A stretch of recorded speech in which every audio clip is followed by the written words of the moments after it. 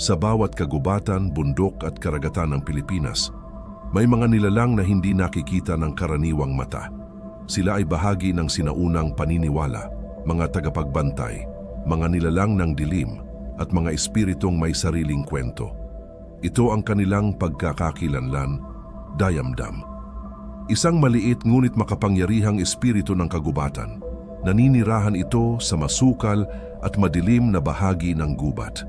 Kapangyarihan, kayang iligaw ang tao gamit ang ilusyon, nakikipag-usap sa mga hayop, pinoprotektahan ang kalikasan laban sa mapang-abuso, pagkakakilanlan.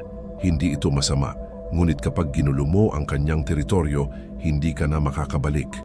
Anito, mga espiritu ng ninuno at kalikasan na iginagalang ng mga sinaunang Pilipino. Kapangyarihan, nagbibigay ng proteksyon at gabay. Nakakaapekto sa panahon at ani.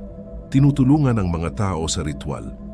Pagkakakilanlan, sila ang tulay ng mundo ng tao at espiritu, pinaparangalan sa pamamagitan ng ritual at mga kahoy na estatwa. Garhob, isang misteryosong nilalang na naninirahan sa liblib na kabundukan.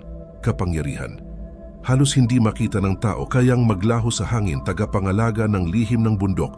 Pagkakakilanlan, isang tahimik na tagamasid, hindi alam kung kaibigan o kalaban. Binanginan, isang uri ng tikbalang na may naglalagablab na buhok at buntot. Kapangyarihan, kayang tumakbo ng napakabilis, nagdudulot ng takot sa gabi, nagpapakita bilang apoy sa dilim. Pagkakakilanlan, isang mas mapanganib na anyo ng tikbalang, isang nilalang ng ligaw na kagubatan.